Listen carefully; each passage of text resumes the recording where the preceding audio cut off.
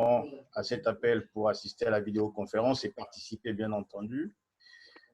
Une vidéoconférence qui a trait à la pandémie du moment, le Covid-19.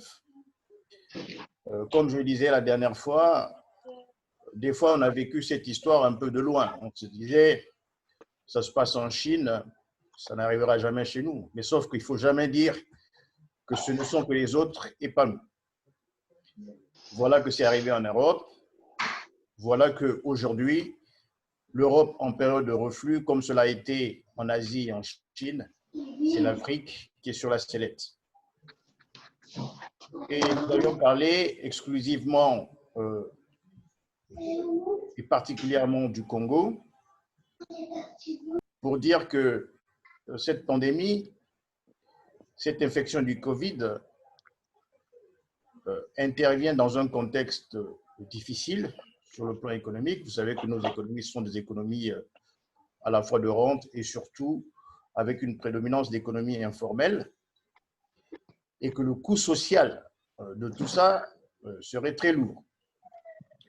Mais peu importe, il nous faut une certaine capacité de résilience pour apporter des réponses aux problèmes qui touchent nos compatriotes. L'Organisation mondiale de la santé a édicté un certain nombre de mesures qu'on appelle les mesures barrières qui contribuent à la digue sanitaire pour se préserver ou freiner la progression du virus. Et ces mesures ont été reprises par le gouvernement et parmi lesquelles on va insister sur le confinement. Et nous avions expliqué qu'il y avait deux types de confinement. Il y a un confinement qui pouvait être considéré comme partiel, qui faisait appel à la mise en quarantaine des personnes fragiles, parmi lesquelles les personnes âgées et celles qui présentent de la comorbidité, des maladies qui viennent se greffer sur leur état, qui amoindrissent leurs capacités immunitaires, et le confinement total qui permettait de freiner assez rapidement la circulation du virus, mais qui avait un coût social élevé, puisque toute l'activité économique est en berne. Pour ce qui concerne notre pays, le gouvernement a fait le choix du confinement total. Bien sûr, quand on fait un choix de confinement total, il faut y mettre des moyens pour accompagner les populations qui n'ont plus de moyens de revenus pour subsister à l'épreuve du confinement. Il y a des mesures d'accompagnement qui ont été prises, si l'on en croit ce qui a été dit par la télévision congolaise ou par les médias, une allocation de 50 000 francs CFA mise à la disposition des familles les plus démunies. Est-ce que c'est suffisant? Est-ce que ce n'est pas suffisant? En tout cas, le plus important pour nous, c'est que nous puissions participer aux actions qui aident le pays à se préserver ou à éviter la catastrophe. Et c'est dans cette optique que nous avons pris l'initiative d'organiser cette vidéoconférence pour permettre à chacun d'apporter une contribution, pour permettre à chacun de dire ce qu'il pense et qu'ensemble, nous arrivions à adopter une attitude et une politique cohérente de façon à ne pas avoir des actions éparses. Pour une fois, resserrons nos rangs. Pour une fois, soyons congolais. Ne soyons pas politiques. Je m'exprime. Le virus ne va pas choisir qu'il y ait de la majorité, qu'il y ait de l'opposition. Le virus, il ne va pas choisir qu'il y ait du nord, qu'il y ait du sud du pays. Le ministre, le citoyen, chacun sera touché ou pas touché de la même façon. Donc, c'est l'occasion de formuler une sorte d'union sacrée qui nous permette de faire face. Et cette union sacrée, personnellement, je compte avec la diaspora que nous constituons, puisque si on voit bien les statistiques financières de Western Union, nous sommes des bailleurs potentiels de nos États. Et cette fois-ci, ce pays que nous aimons bien, ce pays pour lequel nous nous mobilisons, ce pays pour lequel nous nous battons a besoin de nous. Et nous avions émis des propositions lors de la première vidéoconférence qui consistait à dire nous allons ouvrir une cagnotte Litchi pour collecter les fonds et à partir de ces fonds, décider d'un nombre d'actions à mener en concertation avec des institutions localement implantées qui font énormément à ce jour. Mais on ne peut pas les laisser seuls. À nous de leur expliquer, de leur exprimer également notre brin d'humanisme et notre générosité. Nous avions pris contact avec des institutions qui gèrent la pandémie dans le pays pour essayer de comprendre un peu les problèmes qui étaient les leurs. En tout cas, dans le domaine médical qui est le mien, j'ai pris des contacts avec des collègues sur le terrain. J'ai pu obtenir un certain nombre d'informations et nous avons fait des propositions pour que la même vidéoconférence que nous avons aujourd'hui, permettez-moi le terme entre guillemets au niveau civil, nous puissions l'avoir sur le plan médical, une sorte de réunion de concertation pluridisciplinaire pour aider nos compatriotes qui sont au front de la maladie sur place, de profiter également du retour d'expérience qui est le nôtre ici, puisque en tant que communauté médicale, nous sommes également en première ligne avec l'ensemble des confrères médecins de France et de Navarre et dans d'autres pays qui sont confrontés à cette maladie pour qu'il y ait un échange d'expérience et pour aider à mieux répondre aux demandes de nos concitoyens. Il avait donc été mis sur pied une commission restreinte qui a travaillé et qui va rendre compte aujourd'hui de la démarche qui a été la sienne, des conclusions auxquelles cette commission est arrivée. Une fois adoptée, nous pourrions enfin commencer notre action en lançant officiellement la cagnotte Litchi. Je tiens tout particulièrement à remercier M. Tom Melvin pour sa présence parmi nous aujourd'hui. Pourquoi? Parce que M. Tom Melvin, avec la fibre patriotique qu'on lui reconnaît, a initié une action sur le Royaume-Uni qui touche également toute la diaspora congolaise. Et nous sommes heureux de pouvoir partager l'ensemble de ces initiatives avec lui. S'il faut dire quelque chose, c'est l'occasion est donc donnée à chacun d'entre nous aujourd'hui, non seulement de participer, non seulement de contribuer, mais également de commencer à se poser des vraies questions. La vraie question, c'est est-ce que l'avant-Covid sera toujours la même chose que l'après-Covid? À mon avis, non. Et ça, même sur le plan international, je pense qu'il y a une grande réflexion à mener. Il y a une grande réflexion à mener sur la mondialisation, il y a une grande réflexion à mener pour ce qui concerne l'Afrique et notamment particulièrement le Congo, sur les questions de notre dépendance. Quand on voit bien, même si la chloroquine est l'un des médicaments favoris des Africains, aujourd'hui, quand vous appelez quelqu'un à Brazzaville, il va vous dire « mais la chloroquine, le Plaquenil, je ne trouve plus ». Donc, il y a une dépendance sur laquelle on doit pouvoir réfléchir. Il y a une dépendance alimentaire. Et cette crise nous montre combien nous prêtons le flanc à la famine, puisque si jamais pareille crise, pareille pandémie se répète, à un moment donné, ça ne sera plus la pandémie du virus, mais ça sera la pandémie de la faim, plus la pandémie des virus qui vont exterminer l'Afrique. Donc ça, c'est des réflexions à pouvoir mener pour trouver et élaborer des stratégies pour remettre en selle notre agriculture, pour remettre en selle notre domaine de recherche scientifique, pour remettre en selle l'ensemble des cadres que nous avons pour que nous puissions bâtir une économie de vie, tout simplement. Ainsi signifié, je vais donc donner la parole à M. Vivet, qui en fera la redistribution à l'ensemble des amis qui sont ici présents, des collègues qui sont ici présents, pour pouvoir donner leur point de vue par rapport à ce que le comité restreint a pu élaborer. Monsieur Vive. Merci, Président. Je propose de faire un petit retour sur les propositions. Plusieurs personnes ici présentes ont travaillé au moins sur un texte qui sera bien de partager avec tout le monde. Est-ce que Roger ou Timo Léon veut faire ce retour sur ce texte puisqu'il est disponible? Timo Léon. Oui. Bon, écoutez, bonjour à tous. C'est pour la deuxième fois qu'on s'est réunis donc, à l'initiative du docteur Marcel Nguitokoulou concernant donc, le Covid-19. Effectivement, on est sans ignorer les difficultés que nos compatriotes peuvent éprouver donc, au pays.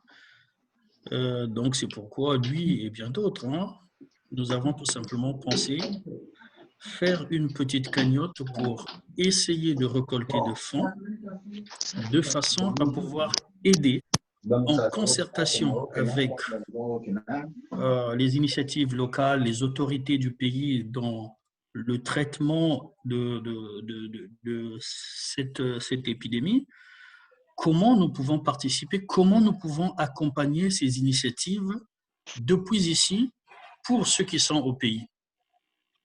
Donc voilà, l'idée a germé tout simplement de faire une cagnotte litchi. Voilà. Maintenant, le contenu de tout ça vous sera livré individuellement. Ce que nous demandons, c'est tout simplement la générosité de chacun de nous, peut-être aussi la responsabilité, de façon à ce que nous soyons, le mot n'est pas le bienvenu, mais je le dirais quand même, que nous soyons un peu plus utiles au pays. Vraiment, le pays a besoin de tous ses enfants, mais de tous ses enfants pour essayer de sensibiliser, pour essayer d'aider, pour essayer de contribuer, donner une forme de contribution aussi minime soit-elle, de façon que nous apportons notre pierre à l'édifice dans la lutte et surtout dans l'urgence de cette épidémie. Roger, peut-être que tu peux rajouter quelque chose au cas où j'aurais oublié. Je sais pas, non? Roger. Roger. Bon. Roger. Alors, ce que l'on pourrait rajouter également, Président, nous pourrions rajouter qu'on n'a pas fixé de somme minimum pour le don, d'accord, sur la cagnotte litchi. Ça peut démarrer à 1 euro jusqu'aux sommes les plus avancées que les gens pourraient mettre. Et il n'y a pas de limite non plus aux dons qu'on peut fixer également. Donc, nous avons laissé ça ouvert. La limite de donation et la limite de donation personnelle sont complètement ouvertes. Il n'y a pas de minimum ni de maximum. Les gens pourront se proposer la somme qu'ils veulent. Donc, il y a également une page Facebook qui a été ouverte par Gaël, d'accord, qui va être active ce soir, qui reprendra le lien de la cagnotte Litchi. Ce que je propose, Président, c'est que des personnes qui n'étaient pas forcément là la semaine dernière puissent se prononcer. Voilà. Roger, j'ai à nouveau Roger ici. Roger, est-ce que vous pourriez prendre la parole, en dire plus s'il y a quelque chose qui a été omis? À ma connaissance, non, ça va. Rien de particulier. Jean-Marie? Oui. S'il te plaît, moi, ce que peut-être que moi-même j'ai omis, c'est que nous demandons aussi à chacun de nous une certaine forme de disponibilité. C'est-à-dire que celui qui se sent capable et en même d'apporter quelque chose, ben, le groupe il est ouvert de façon qu'on travaille tous en concertation et tous ensemble. Notamment pour les organismes, les associations sur le terrain au Congo et même ici, bon voilà. Ceux qui se sentent disponibles et peuvent apporter quelque chose, ben, soyez les bienvenus. Et je propose de donner la parole à Tom Melvin, puisqu'il a levé le doigt, il a levé la main et a demandé la parole. Je crois qu'il a des choses intéressantes à dire sur la façon dont il a fonctionné déjà pour apporter les premiers dons. Voilà, bienvenue Tom, je vous passe la parole. Merci.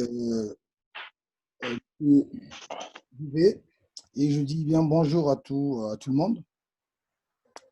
Nous, de notre côté, on apprécie vraiment, nous avons apprécié le travail que le président Guy Culhuel fait dans la diaspora.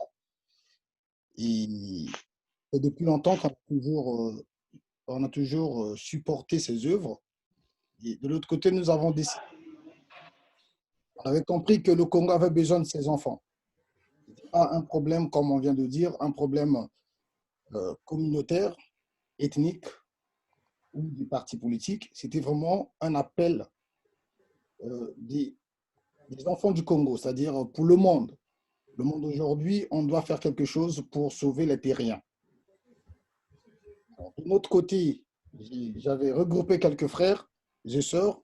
On a décidé que nous devions pousser un peu des réflexions très loin et de faire quelque chose que le Congolais n'a jamais fait depuis l'étranger. On avait fait des démarches, nous avons contacté la société Bombardier pour nous donner, pour faire la location d'un cargo.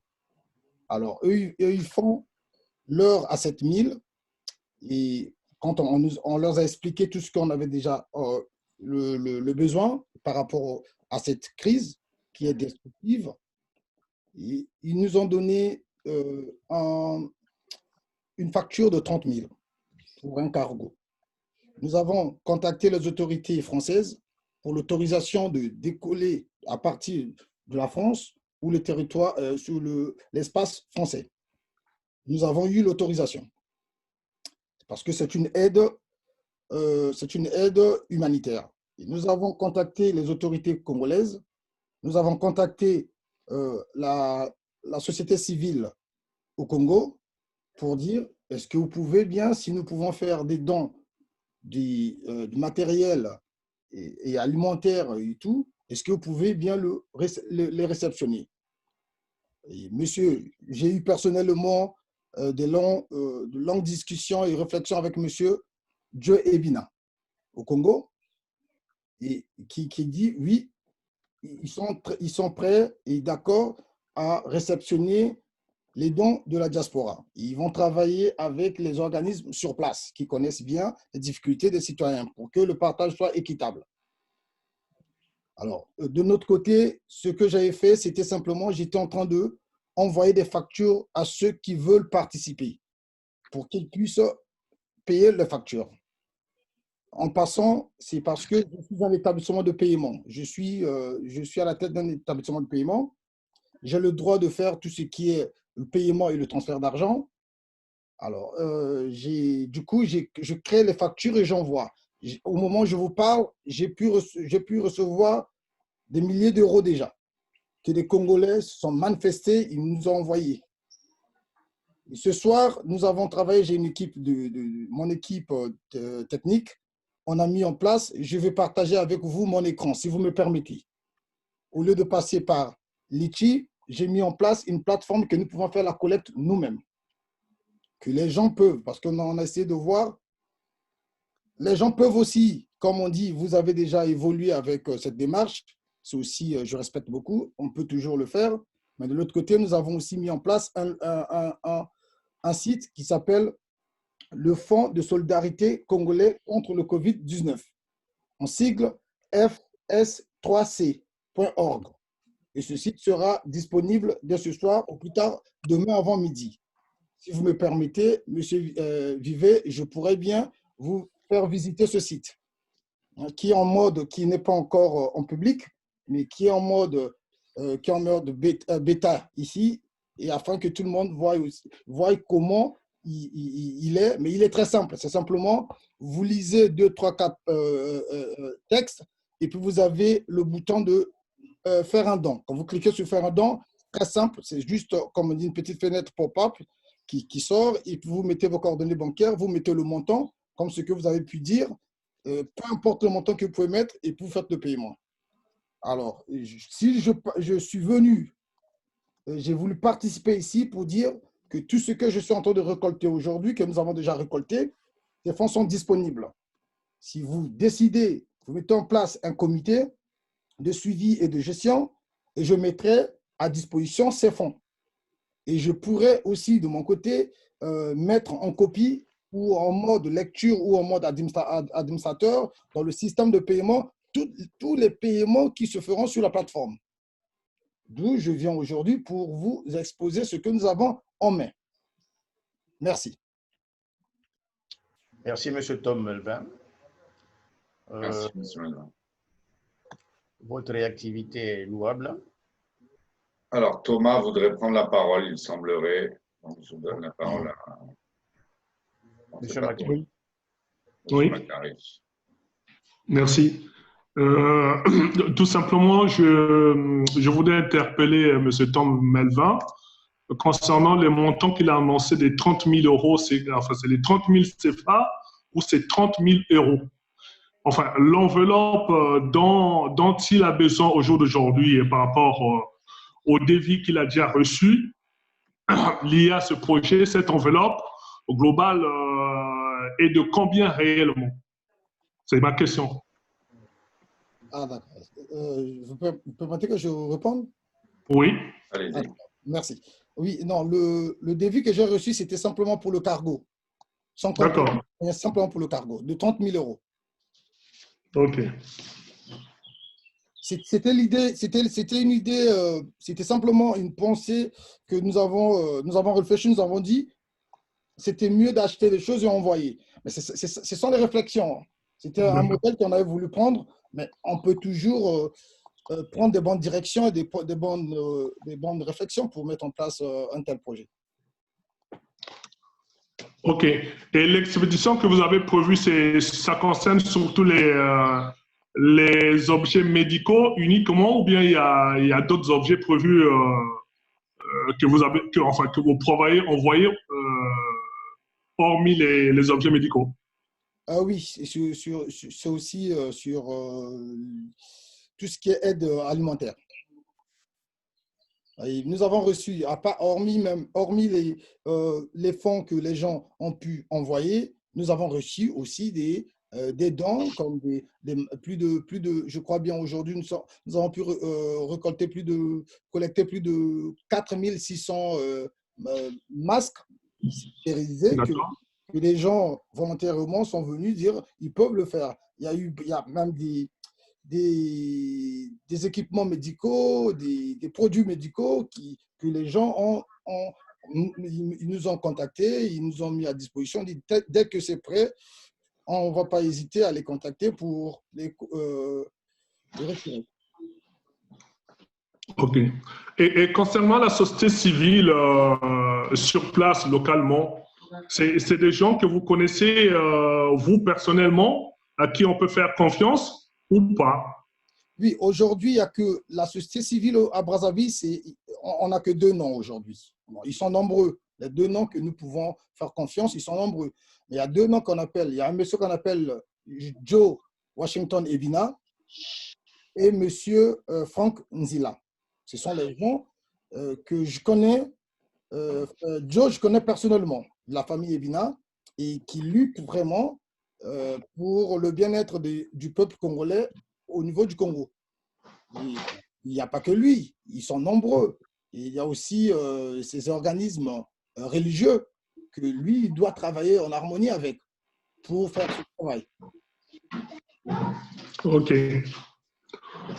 Bon, après, Jean-Marie Vivier et l'ensemble, enfin, et tout le monde, enfin, c'est un avis que je donne. Moi, je pense que de toutes les façons, c'est pas la peine d'y aller disperser, parce que ça a toujours été le souci majeur des Congolais.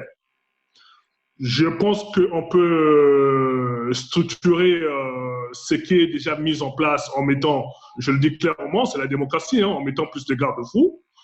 Et puis après, localement, essayer de voir si on peut aussi, par exemple, proposer que… C'est juste des propositions. Que, par exemple, si on peut proposer que Madame…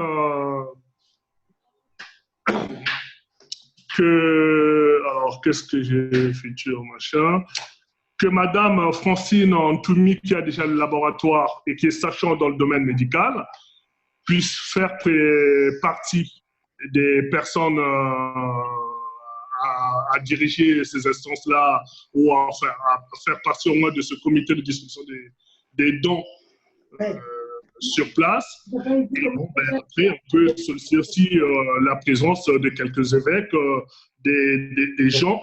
Au moins, tous ces dons-là ne tombent pas dans les mains des politiques. Parce que le risque qu'on a au jour d'aujourd'hui, c'est celui-là. Voilà ma proposition. La parole circule, je suppose. Je ne sais pas. Quelqu'un d'autre veut-il s'exprimer ou une question à poser, apporter une contribution? Il y a des personnes de Brazza qui sont là. Ils sont peut-être concernés. Ils peuvent peut-être prendre la parole ou amener des idées.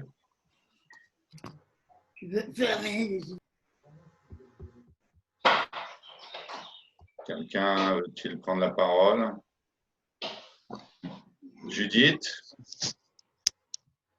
Il y a monsieur, Madame Sionkiri, avez-vous quelques... Ah, Monsieur Mpassi. Monsieur Mpassi, à vous la parole. Merci beaucoup. Bonjour, j'espère que vous m'entendez. Oui. Oui. D'accord, merci beaucoup une fois de plus et je salue tous les panélistes. En tout cas, je suis très ravi. L'initiative qui a été prise par le docteur Marcel Nguitokoulou. Bon, moi, je suis membre du mouvement citoyen Ras-le-Bol.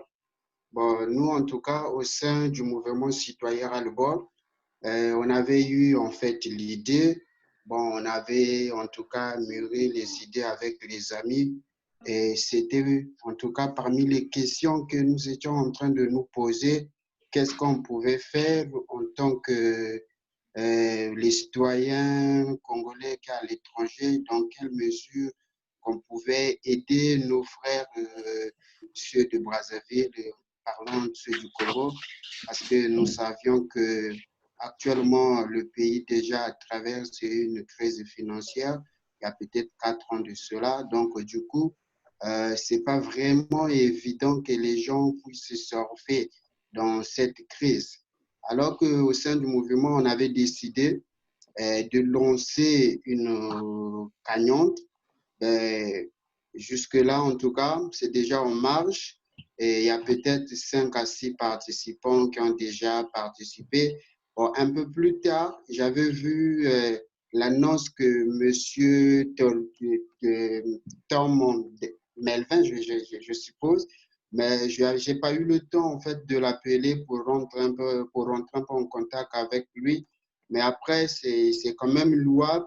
En tout cas, si comme on peut vraiment rejoindre la pensée de notre frère, monsieur tout à l'heure, je ne sais pas c'était quoi le nom, qui a suggéré si en tout cas tous nous pouvions juste travailler sur un seul projet, je pense que ça sera une bonne chose au lieu d'aller plutôt en rond dispersé.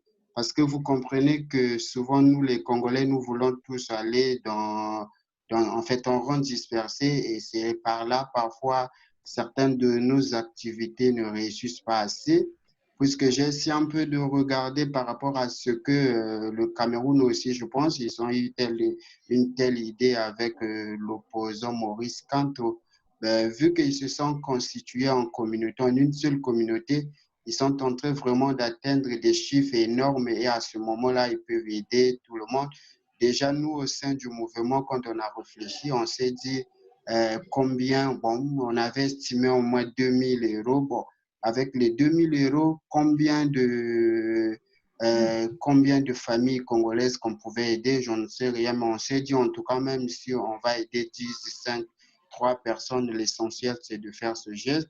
Mais vraiment, si vraiment on peut faire juste une seule chose, comme ce qu'a dit notre frère Michel, on se constitue en équipe et tout à l'heure, il a parlé de Franck Nzila. Ben oui, je connais Franck Nzila, on a déjà mené des actions au sein du mouvement lors de la fameuse crise que le Congo avait connue avec la guerre du Poul. On a dû mener les actions humanitaires dans le Poul où nous avons offert à des populations qui étaient dépourvues les biens et les vivres, mais ce sont des Congolais qui en avaient donné puisqu'on avait lancé une opération, en fait, la Noël du Cool. Donc, on descendait dans les arrondissements, dans les quartiers, dans les rues, et puis on avait réceptionné pas mal de choses.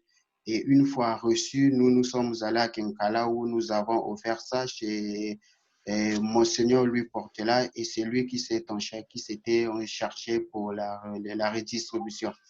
Donc, je pense que l'idée que M. Marcel Nguédoukoulou a eue, c'est une bonne idée. Si les sociétés civiles, les mouvements, les particuliers, comme vous venez déjà de le faire, si nous pouvions nous constituer juste en une seule comité, à ce moment-là, j'espère on pourra faire des choses. Moi, en tant que membre du mouvement citoyen Albol, je vais déjà remonter l'information aussi aux amis, comme ça on pourrait vous rejoindre pour mener une seule action, parce que l'objectif, c'est de sauver en tout cas nos amis, nos populations qui est déjà sur place, ou déjà quand on les appelle, c'est déjà des échos. Il y a de ceux qui manquent même à manger, il y a de ceux, il y a vraiment sur ce point, il y a beaucoup de choses à voir. Et après, pour ce qui est de la redistribution, moi je pense que les seules personnes où qu'on peut faire confiance, c'est des gens, comme a dit notre frère, c'est ceux de la société civile. Voyons avec déjà aussi Madame Francine, ou voir avec les prêtres. Ce n'est que eux qui peuvent recevoir tout ce qu'on peut en avoir, et puis qui vont voir sur place comment est-ce qu'ils vont faire la redistribution. Déjà, bon, parlant un peu de gouvernement actuellement reçoivent, bon, je ne sais pas beaucoup de temps, mais quand on essaie un peu de voir la Monsieur population Juvet, dont bénéficie Marie réel, Nicodème, tu m'entends? D'accord, donc on ne sait pas qu'est-ce qu'ils ont fait avec, mais en tout cas, c'est une bonne idée que M. Marcel Nguédoukoulou a eue. Voici un peu ma petite proposition que j'avais. Et puis pour revenir et pour terminer par rapport à ce que M. Tom Melvin, l'idée qu'il a eue, bon, louer le cargo, ce n'est pas une mauvaise chose, mais il faut tout examiner. Parce que 30 000 euros, rien que pour un cargo, est-ce qu'on aura tant d'argent si déjà 30 000 euros, c'est louer juste un cargo? Bon, combien de mille d'euros qu'on aura pour tout ça? Mais si on n'en a pas assez, est-ce que ça ne sera pas mieux de prendre soit d'envoyer à Brazzaville, ceux de Brazzaville pour acheter les vivres, et puis ils vont distribuer. Voici un peu ma proposition. Merci. Merci, Monsieur Mpassi. Quelqu'un voulait la parole? Peut-être Nicodème Nganga. Oui, bonjour, Marie Nicodème Nganga. Vous m'entendez là? Tout le monde vous entend, Nicodème. Oui, écoutez, rapidement, parce que moi, à 17h, je coupe. Il y a aussi la préoccupation nationale là où nous sommes. Il y a l'intervention du Premier ministre à 17h. Alors, rapidement, donc, je voulais vous proposer ceci. Non, à chaque fois, à chaque visio, il y aura des gens, des nouvelles personnes qui arriveront. Non, il faut que ces nouvelles personnes qui n'ont pas assisté à la visio antérieure prennent contact pour avoir les informations pour que nous avancions. La première visio était une visio préparatoire, la deuxième également.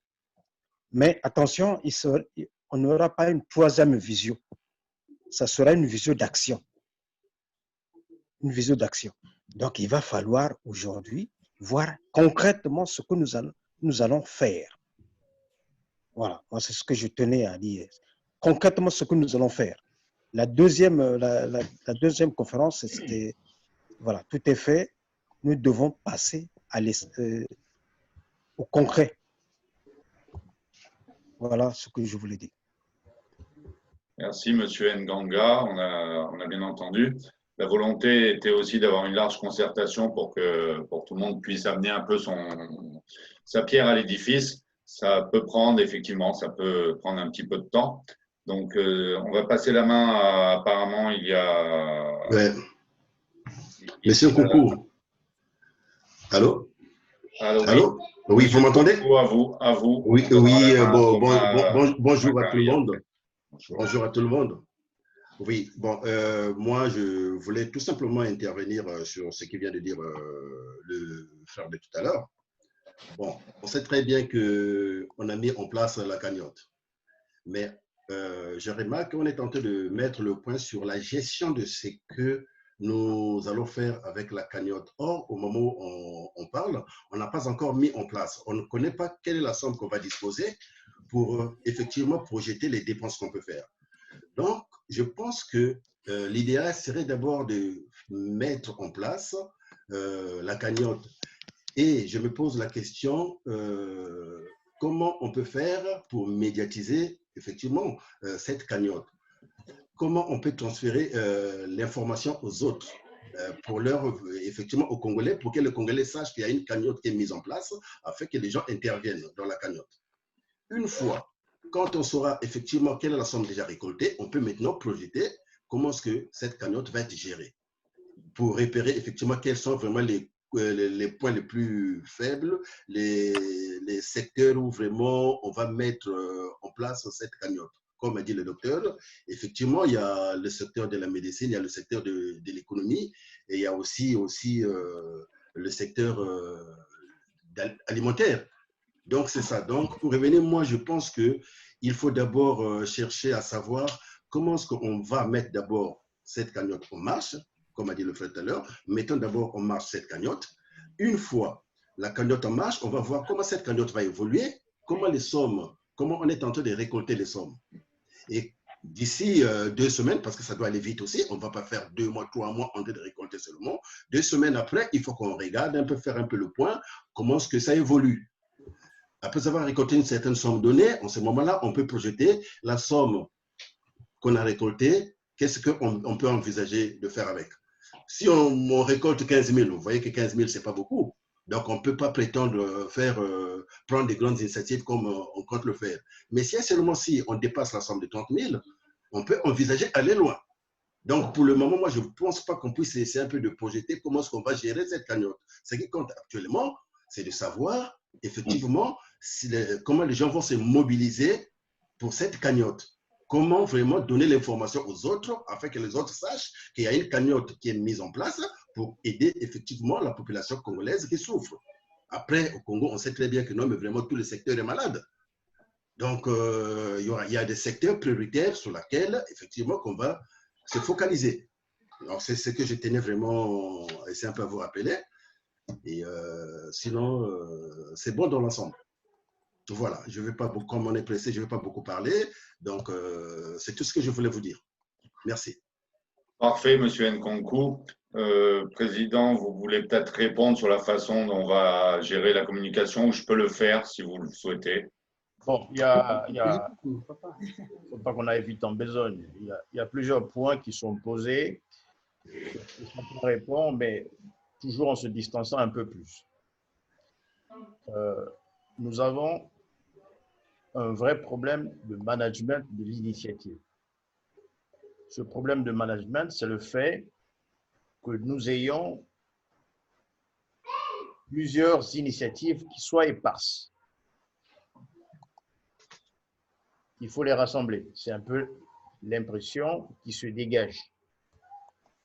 Il faut statuer là-dessus. Et je pense que c'est une bonne chose de mutualiser les forces. Le tout, c'est de voir les modalités. Deuxièmement, une fois que la cagnotte est pleine, comment dépenser cet argent? Il y a une remarque qui a été faite et je pense que c'est M. Kevin Passy qui l'a survolé en disant si déjà la location nous prend 30 000 €, 30 000 €, c'est pas rien, c'est énorme, c'est beaucoup d'argent. Si la location nous prend 30 000 € et que par ailleurs, les sommes qui rentrent ne dépassent pas la centaine de mille, on aurait investi 30 000 € un peu à fond perdu. Bon, ça aussi, c'est une question. Mais, si on voit l'exemple de certains pays, certaines diasporas, comment elles ont fonctionné. Je prends le cas du Sénégal, où il y a un fonds qui a été mis sur pied et tout le monde a abondé le fonds. Ça veut dire que la diaspora sénégalaise a récolté des fonds et ils ont abondé le fonds national mis à la disposition des experts en charge de la gestion de la pandémie.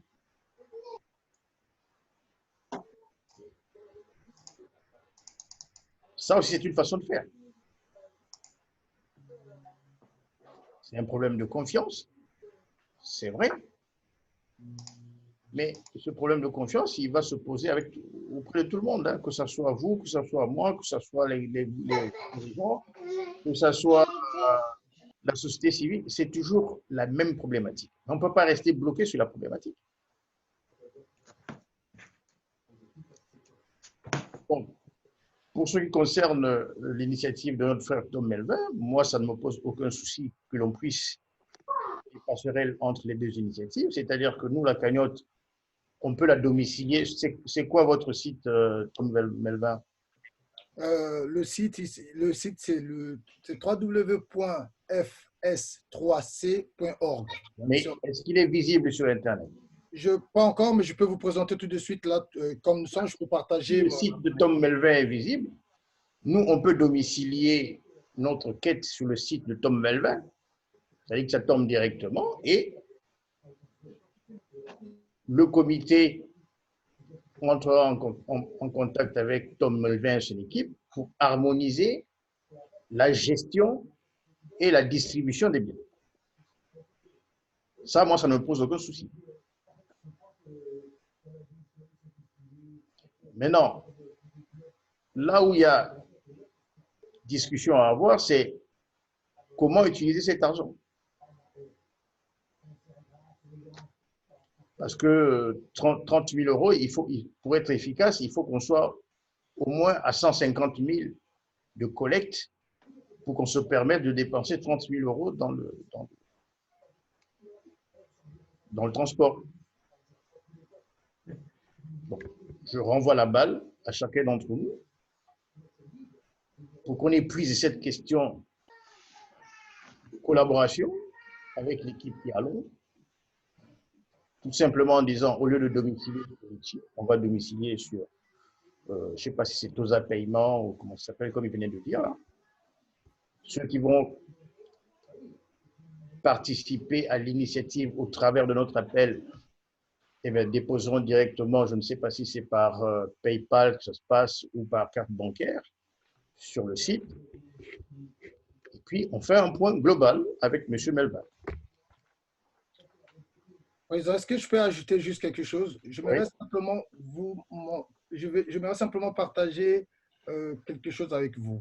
Il est très important de savoir que déjà, avec tous les sites de crowdfunding qui se trouvent aujourd'hui sur le marché, c'est pour… il y a une commission, une grande commission. Il y a deux commissions. Il y a la commission de base sur le traitement de paiement par carte et la commission de la plateforme. Litchi prend aujourd'hui entre 2,9 à 4% du montant que vous utilisez la plateforme. Mais hormis ce montant, il y a aussi le traitement des cartes bleues. Alors, nous ici, je viens avec une solution que j'ai développée moi-même et je dis, il n'y a pas de commission que la plateforme va prendre, c'est pour le pays. Et simplement, nous payons simplement ce qu'on appelle les frais du traitement de paiement par carte. Et j'utilise le partenaire financier qui est bien reconnu, qu'on appelle Stripe.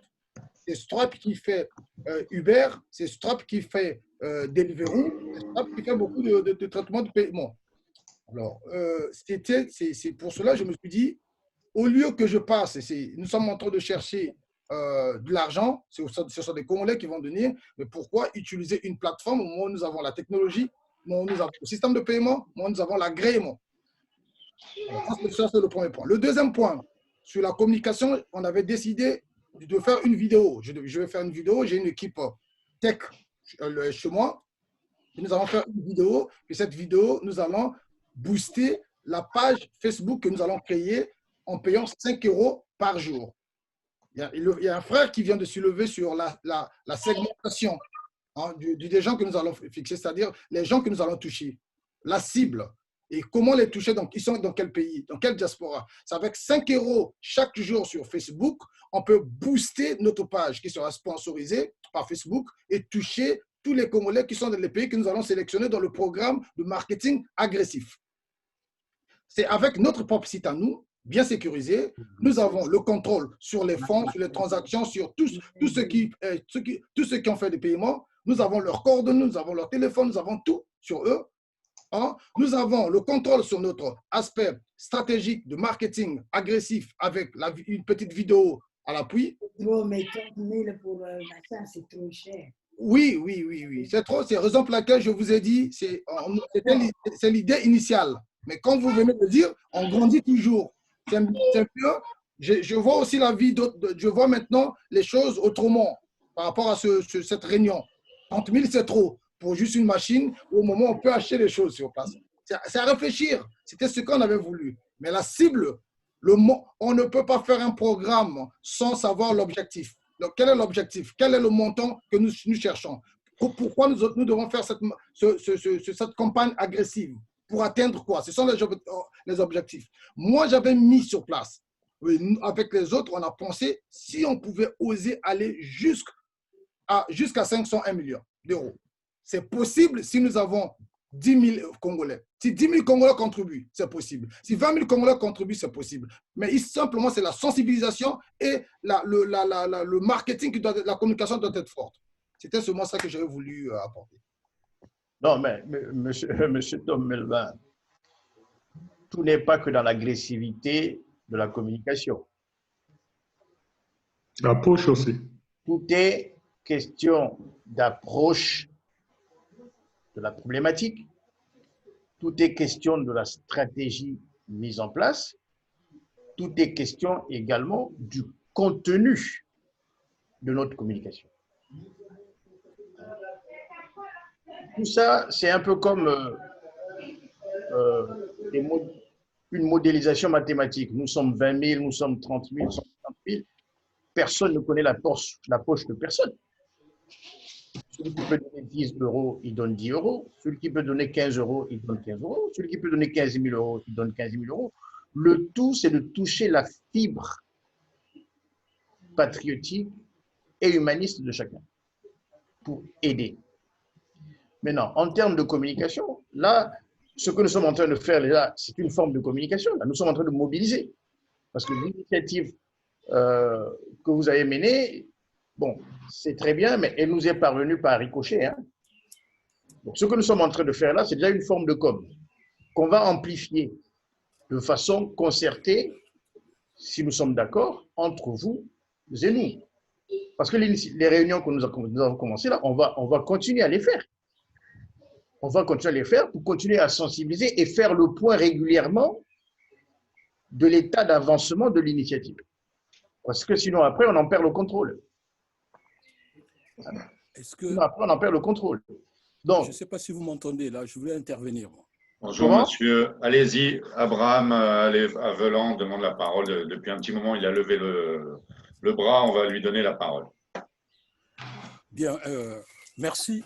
Je voulais juste d'abord commencer, je ne veux pas être très long, commencer pour faire un petit témoignage, de dire tout simplement que je suis dans l'Est, notamment à Nancy, du côté donc là où il y avait l'épicentre en France, hein, l'épicentre de cette pandémie. Et donc, au cœur même de ce qui se passe. L'initiative de Tom Melvin, que j'ai salué, que j'ai accompagné même par un texte, est une bonne idée. Je pense qu'il faut que Tom ne pas trop édulcorer l'idée de départ. Il faut aller jusqu'au bout de cette idée-là. Je pense qu'il faudrait que Tom aille jusqu'au bout de cette idée. Et l'initiative du docteur Ngitokoulou n'est pas mauvaise aussi. J'ai entendu tout à l'heure notre ami de Ras-le-Bol, je crois, qui disait qu'il faut éviter la multiplicité d'actions. C'est vrai aussi. Mutualiser les actions, mutualiser les forces, c'est vrai aussi. Mais ici, nous, à Nancy et dans l'Est, on avait dit aussi, et c'est ça qui a fait qu'à un moment donné, on a réussi à décongestionner la pression, c'était simplement de dire aussi que ne jamais mettre tous les œufs dans un même panier. les deux initiatives doivent être menées, j'allais dire, en parallèle. Parce que, même si l'objectif est le même, mais la trajectoire n'est pas forcément la même. Et donc, il serait intéressant que l'idée de Tom aille jusqu'au bout et celle du docteur Ngitoukulu aille aussi jusqu'au bout. Ne pas mettre tous les œufs dans un même panier. C'est comme ça que nous, ici, dans l'Est, on a raisonné, on a travaillé avec les Allemands, pendant qu'on travaillait aussi avec ceux qui sont en France, pendant qu'à l'intérieur de nos communes aussi, on menait d'autres actions. C'est tout ce que j'allais dire. Merci. Merci Abraham. Votre proposition en fait, de dédoubler un petit peu, ça peut peut-être apporter une certitude que les marchandises arriveront à deux endroits différents, peut-être aussi de deux associations de la société civile. C'est clair. D'accord. Je pense que monsieur, je crois que Judith Angide Sionkiri voulait prendre la parole, je crois. Bonsoir. Bonsoir, madame. Madame Sionkiri, je crois que vous vouliez parler. On va passer la parole à Timo Léon, puisqu'il a levé la main depuis un petit moment. Mais bon, on dirait qu'il ne voit pas. Oui, mais bon, rapidement, puisque le temps il presse déjà, surtout pour nous qui sommes en France, et puis il y a un petit moment que nous sommes là. Bon, c'est vrai qu'il ne faut pas mettre les œufs dans le même panier, mais je pense que c'est important de mutualiser les efforts. Et que, voilà, dans ce cas, nous allons créer des synergies. Et ce que j'allais dire tout simplement, il y a d'un côté l'initiative donc, de Tom Melvin, de l'autre côté, il y a donc le ras-le-bol. Ici, donc, nous avons l'initiative dont moi-même je participe dans le comité donc, restreint pour la rédaction de tout ce qu'il faut, machin, tout, etc. Donc, soyons brefs en se disant tout simplement que, voilà, les trois comités-là vont discuter un tout petit peu en aparté et puis donneront un résultat à la masse. Parce que là, nous sommes en train de discuter, chacun aura toujours une petite idée à apporter qui n'est pas mauvaise, mais il faut qu'on trouve une ligne directrice et très rapidement. Voilà. Là, aujourd'hui, par exemple, il y avait l'initiative, c'est-à-dire que le problème de lancer la cagnotte, nous allons la lancer ou pas? La question que je me pose, parce que le temps y presse, rien ne nous empêche effectivement de lancer cette cagnotte et de travailler en simultané aussi avec ceux qui ont déjà commencé de faire les choses, notamment Tom Melvin, donc le groupe de ras-le-bol aussi. Et puis comme ça, nous allons créer des synergies, mutualiser les efforts et puis faire quelque chose. Pour répondre tout simplement donc à mon ami Christian, bon, c'est vrai que nous devrons, moi je pense, c'est pourquoi moi je pensais bien qu'il faut effectivement, comme l'a dit donc, le docteur Ngitoukulu, faire appel non seulement à la générosité, mais aussi à la responsabilité de chacun de nous. Pourquoi? Parce que les enjeux, les besoins sont colossaux au pays. Nous n'allons pas rester là à se dire que, bon, voilà, écoutez, c'est vrai que chacun a ses moyens, on ne connaît pas la poche de quelqu'un, mais on va faire un effort. Nous allons faire un effort comme le font tous les autres dans le monde entier. La France aussi fait des efforts. C'est une grande nation. Elle est riche, elle est puissante. Mais on demande des efforts à chacun de nous. Il faut que nous arrivions à le faire. Donc, effectivement, dans ce que venait de dire Tom, effectivement, le docteur Ngitoukulu l'a appelé du marketing agressif, mais bon, ce n'est pas méchant. On va essayer de toucher la corde patriotique parce que nous devons expliquer à chacun de nous que c'est le moment que nous devons faire un effort pour sauver ce qui peut l'être encore au Congo, parce que sinon ça va nous dévaster. Donc, c'était juste ça. Essayons d'être brefs, travaillons les initiatives qui sont déjà en cours. Nous allons les continuer et en même temps faire des synergies. Voilà. Avec l'équipe de Tom Melvin avec l'équipe des indignés ou de ras-le-bol, et avec bien d'autres, hein, avec bien d'autres. Donc, voilà quoi. C'est tout ce que j'allais dire, parce que sinon, là, on va rester éternellement. Après, maintenant, on va travailler aussi sur la question de transparence. Voilà, il y aura un comité de gestion, tout ça. Ça peut venir pendant que la cagnotte elle est lancée. Non? Merci Timoléon. Monsieur Macari, demandez la parole, je crois. Thomas, c'est à vous. Non, pas spécialement. D'accord, je voyais la main levée, c'est pour ça. D'autres personnes voudraient-ils s'exprimer, poser des questions au docteur Guy Toukoulou, des membres du comité d'organisation ou de suivi de cette cagnotte? Je lui ai envoyé un message tout à l'heure. Personne. Je veux parler. Je pense qu'on peut redonner la parole au docteur Guy Toukoulou, peut-être pour conclure cette séance. Il y a cette séquence. A3HD242 qui demande la parole. Vous avez la parole. Bonjour, excusez-moi déjà du nom, c'est Luyan Kouka. Je félicite déjà cette initiative que de nous rassembler pour discuter ensemble. Effectivement, ce problème est un peu mondial, il faut le voir aussi comme ça. Donc, la directive, elle est déjà tracée, c'est un problème qui touche le monde entier. Donc, en fait, le pourquoi qu'on le fait est désigné. Maintenant, pourquoi c'est qu'il faut peut-être expliquer, c'est pourquoi aller au Congo, parce que au Congo, il y a des parents, on a une filiation, une familiarité avec les Congolais. Oui, ça c'est vrai. Après, il faut voir les mécanismes. Qu'est-ce qu'on met en place, quels mécanismes on met en place? Sachant qu'au Congo, il y a divers problèmes. Il y a plein de problématiques aujourd'hui. On ne sait pas, il faut vraiment définir, on le sait, il faut vraiment définir les cibles. Qu'est-ce qu'on va faire? Comment on va le faire? C'est vraiment ce mécanisme qu'il faut voir, sachant qu'aujourd'hui, il y a plein de problèmes. Je travaille avec Ebina, donc au Congo, là, il y a très longtemps. Je ne vous cache pas que les choses se font. Hein. Les choses se font. C'est une belle initiative de mettre une cagnotte. On va essayer tous de mettre le paquet pour y arriver. L'énergie, on a. Et c'est encourageant déjà de suivre ça. Et moi, je suis content de participer avec vous et de suivre avec vous. Voilà tout ce que je voulais dire.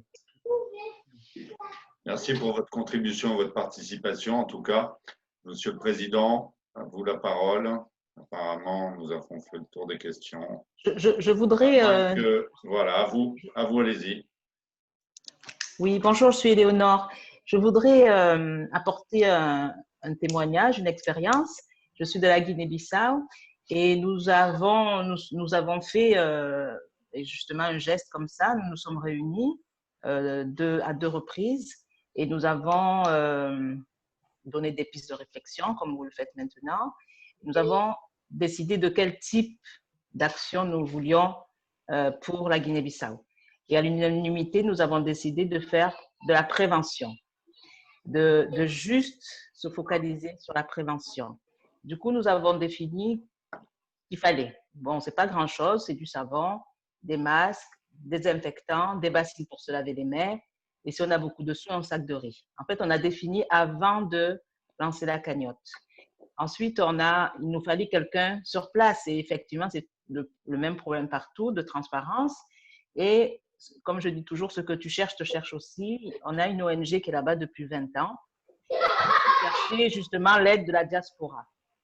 Donc, nous nous sommes mis d'accord et notre travail ici, c'est juste de récolter les fonds. Donc, pour le mode de communication, chacun de nous dans ce comité, parce qu'on a un petit comité où il y a 77 personnes, on a fait des petites vidéos pour expliquer le pourquoi, comme vient de dire notre frère, il est déjà défini. Donc ça, on n'en discute pas longtemps. C'est juste de dire, on a ciblé une région. On sait, puisque l'ONG qui est sur place, c'est la cartographie de nos villages. On sait combien il y aura de familles. On sait combien de kits il nous faudra. On ne sait pas combien on aura d'argent. Mais on a demandé, pour les sensibiliser et toucher, comme disait Marcel Guy Toukoulou, la fibre patriotique, on a demandé 1 euro symbolique en sachant que jusqu'à présent, personne n'a donné 1 euro.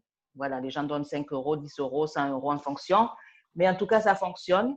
Et je pense qu'il faut se lancer. Parce que de toute façon, on n'a pas le temps. Si c'est pour l'après-Covid, oui, on a le temps. On a un petit peu de temps. Mais aujourd'hui, on n'a plus de temps de réfléchir trop longtemps. Donc, lancer la cagnotte et puis, justement, sensibiliser les gens. Si chacun de nous la partage dans son réseau, ben, je pense que ça va grossir, ça va faire boule de neige. Et puis, de toute façon, il faut commencer. Il faut commencer. Voilà, c'est ce que je voulais dire avec vous. Merci, Éléonore, pour votre contribution. D'autres personnes souhaiteraient-ils prendre la parole, se manifester? Oui, Abraham, on vous redonne la parole quelques instants. À vous. Voilà.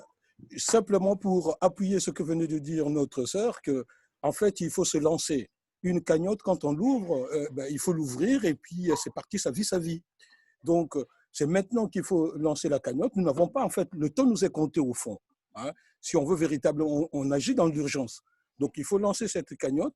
Et puis, quitte à s'il y a une mutualisation possible, ça pourrait se faire après. Mais dans un premier temps, que la cagnotte soit lancée, que l'idée qui venait de naître, qui est une bonne idée, qu'on passe à l'action plutôt qu'on parlemente tout longtemps.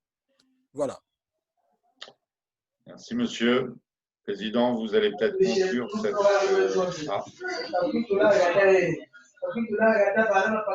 Monsieur Macari, une question ou...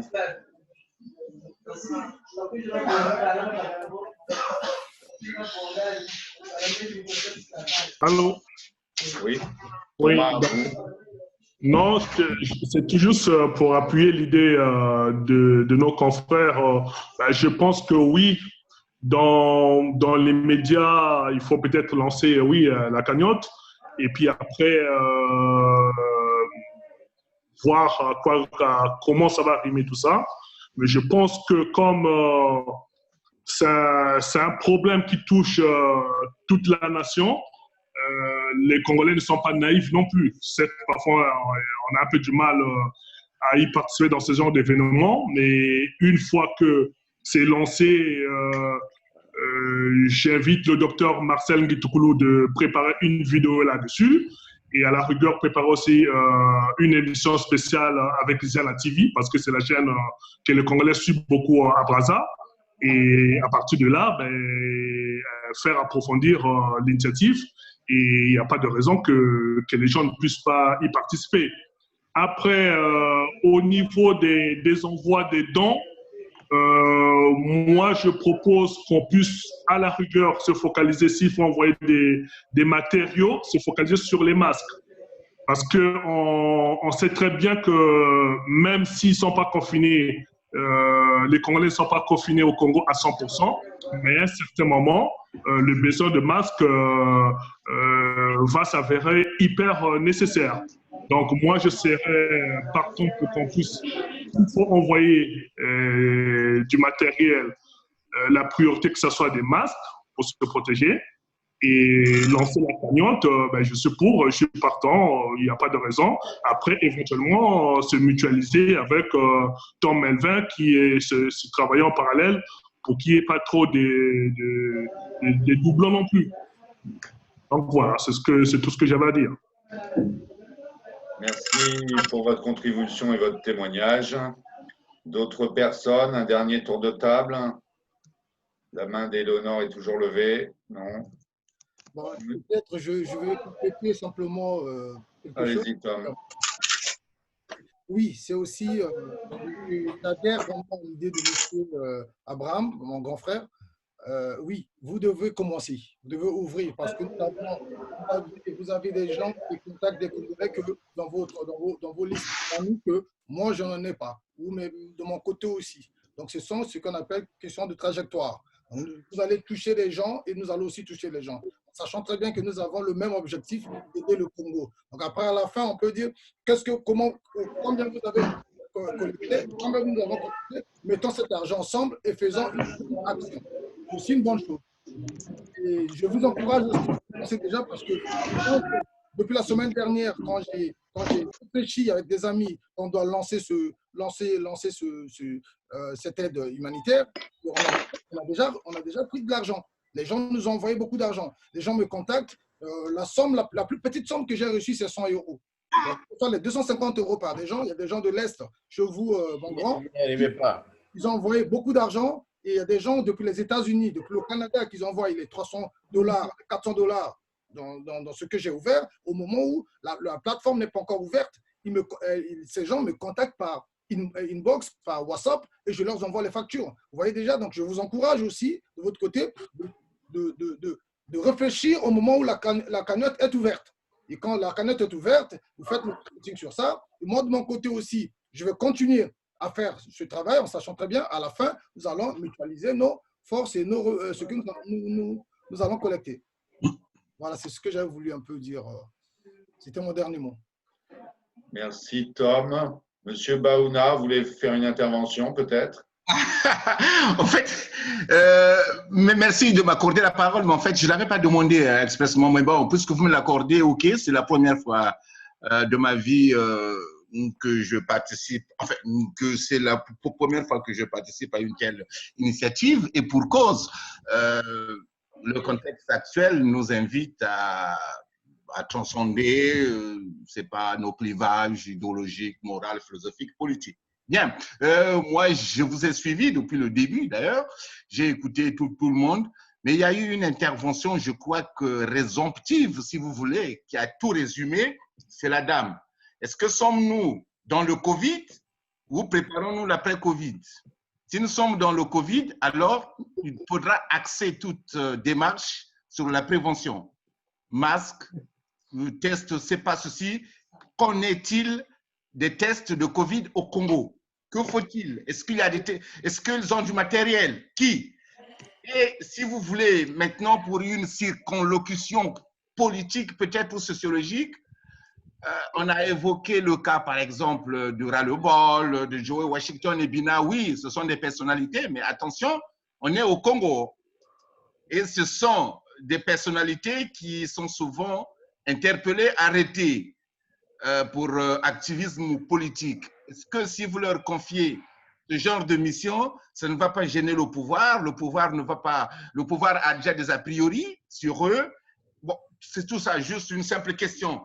Il a été évoqué aussi le nom de Madame Francine Ntoumi, qui est quand même une scientifique reconnue, mais qu'on ne voit pas dans des médias, à la télé. On ne sait pas pourquoi. Est-ce que faudrait-il pas justement la contacter, lui poser des questions? Et puis, pour le reste des dons alimentaires, je crois que ça viendra après. Ça sera l'après-Covid. Pour l'instant, il y a le Covid. Que fait la diaspora congolaise ou bien que font les Congolais pour prévenir les Congolais du Covid? Pour l'instant, je pense que l'urgence, ce n'est pas tant de leur envoyer des boîtes de sardines ou de ceci, que plutôt tout ce qui concourt à la prévention. Je crois, à mon humble avis, hein, je crois. Ça, c'est l'urgence. Donc, il est important de d'abord traiter l'urgence. Et puis, le reste viendra après. Merci. Merci, Monsieur Baouna. D'autres personnes souhaiteraient, des personnes peut-être étant à Brazzaville ou au Congo en ce moment qui voudraient témoigner?